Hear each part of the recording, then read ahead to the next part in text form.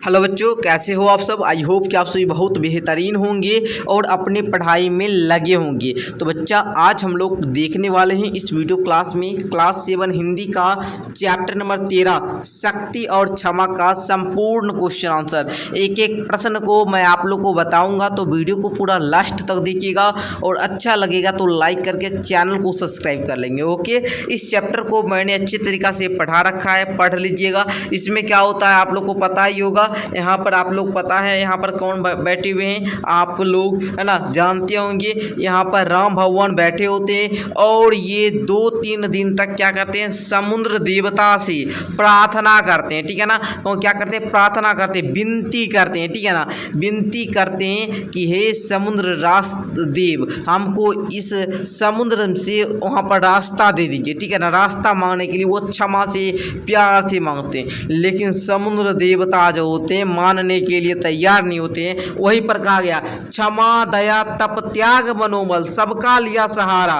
पर नर व्याघ्र सुयोधन तुमसे कहो कहाँ कब हारा। ठीक है, आप लोग समझ ही रहे होंगे। इस चैप्टर को पढ़ाएं बहुत अच्छा तरीका से, आप लोग जाकर पढ़िएगा, बहुत मजा आएगा आप लोग को। तब क्या करते हैं, भगवान प्रभु क्या करते हैं, यहाँ पर गुस्सा में तीर धनुष से जब लेते हैं ना, तो गोर लागते हुए बहुत ज़्यादा ना विनम्र होकर आते हैं, प्रभु क्षमा कर दीजिए, क्षमा कर दीजिए, गलती हो गया।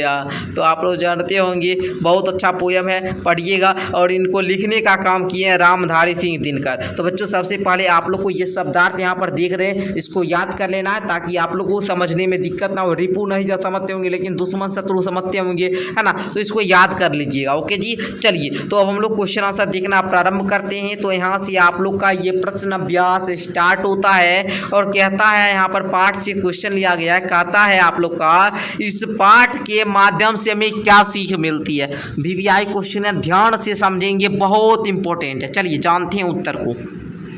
तो देखिए, आप लोग आंसर में लिखने का काम कीजिएगा। उत्तर में यहाँ पर, इस कविता के माध्यम से हमें निम्नलिखित महत्वपूर्ण सीख मिलती है। क्या लिखिएगा, इस कविता से के माध्यम से हमें बहुत सारा सीख मिलता है। पहला लिखिएगा, क्षमा दया और विनम्रता का महत्व। पहले तो ये जानकारी मिलता है, कविता में दर्शाया गया कि क्षमा दया और विनम्रता का गुण वास्तव में ताकतवर लोगों में ही शोभा देता है, मजबूर या कमजोर लोगों में यह गुण उतने ही प्रभावशाली होते हैं। ओके, दूसरा सीख यह मिलता है कि शक्ति का सही उपयोग। कविता संदेश देती है कि अपनी शक्ति या ताकत का उपयोग करते समय हमें क्षमा दया और विनम्रता का अभाव रखना चाहिए। ठीक है, यही सच्चे पौरुष का लक्षण है। ठीक है, आप लोग जानते होंगे। ठीक है, चलिए आगे, संतुलन का महत्व। संतुलन सिखाता है। ठीक है, कविता हमें यह भी सिखाती है, यह भी शिक्षा देता है कि शक्ति और कोमलता को संतुलन बनाए रखना चाहिए। केवल शक्ति या केवल कोमलता में उत्कृष्टता नहीं होती। अर्थात कविता के माध्यम से हमें यह महत्वपूर्ण सीख मिलती है कि शक्ति का सही और संतुलित उपयोग करना चाहिए। ओके, नेक्स्ट क्वेश्चन नंबर 2 कहता है, वे कौन सी परिस्थितियां थी जिन्होंने राम धनुष उठाने के लिए बाध्य किया। ऐसा कौन सी परिस्थिति आ गई जो भगवान राम को धनुष उठाने के लिए उनको है ना धनुष उठाना पड़ेगा, ऐसा उनके लिए वैसा वहाँ पर माहौल बन गया था। ठीक है, बाधा उनके लिए बाध्य हो गया था। ठीक है, तो आप लोग लिखेंगे, राम को धनुष उठाने पर बाध्य करने वाली परिस्थितियां निम्नलिखित थी। पहली कौन सी थी कि राम को लंका जाना था। राम को कहाँ जाना था, लंका जाना था, जहां उन्हें अपनी सेना के साथ जाना था, सेना के साथ। अब लंका जाएंगे तो लंका जाते किसके लिए, तो आपको जानते होंगे। अब जाते थे तो असगले तो नहीं जाएंगे अपने सेना को लेकर। ठीक है, पहले राम ने समुद्र के सामने विनम्रता का भाव प्रकट किया, विनम्र पूर्वक प्रार्थना की, लेकिन समुद्र ने उनकी प्रार्थना पर ध्यान नहीं दिया। अरे कोई प्रार्थना कर रहा, नहीं देंगे, नजरअंदाज कर दिया। इसी प्रकार विवश होकर राम को धनुष उठाना पड़ा। अब क्या किए, अब भाई जब तुम प्यार से नहीं मानोगे, जब तुमको विनम्रता पूर्वक नहीं मानोगे, तब तो हमको क्या कर, धनुष तो उठाना पड़ेगा। इसलिए राम भगवान क्या करते हैं, धनुष उठा लेते हैं ताकि वह समुद्र को पार कर लंका पहुंच सके। ठीक है ना, अर्थात लंका जाने की आवश्यकता और समुद्र की अविनम्रता ने राम को धनुष उठाने पर मजबूर किया।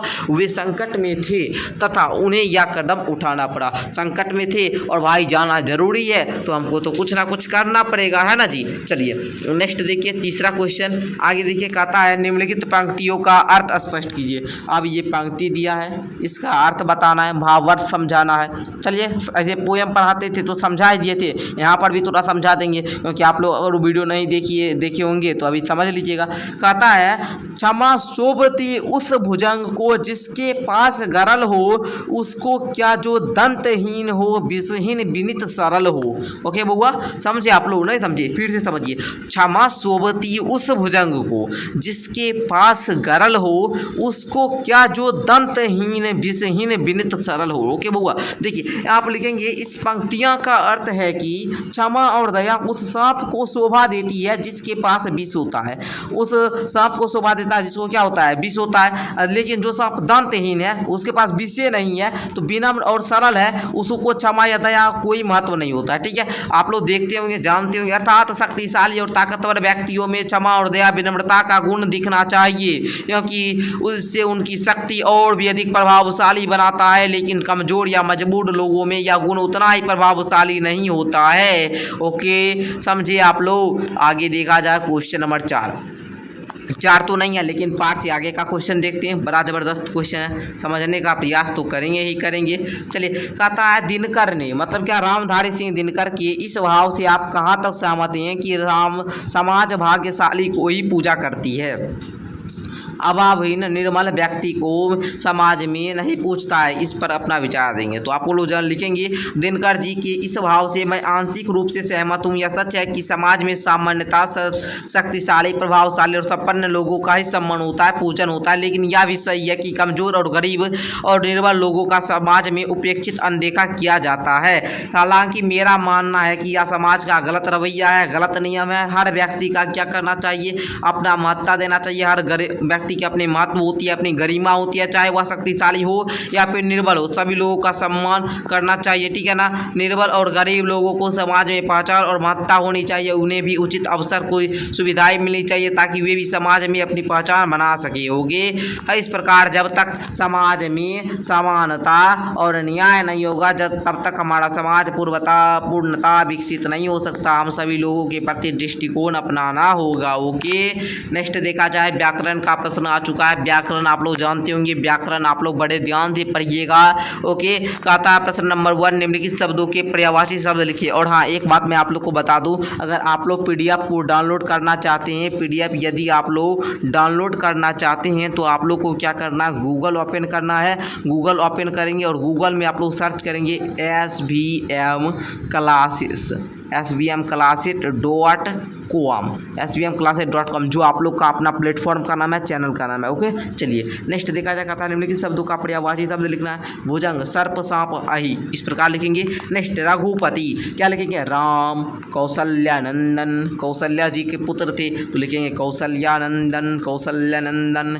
आगे राघव, रघुपति को लिखेंगे। ओके, सिंधु को लिखेंगे समुद्र जल निधि, सर को लिखेंगे बाण तीर, सर को लिखेंगे बाण तीर। कायर को लिखेंगे पौरुषहीन, क्या लिखेंगे, पौरुषहीन या कर्महीन या डरपोक भी लिख सकते हैं। ओके, चलिए नेक्स्ट, यहीं तक था ना।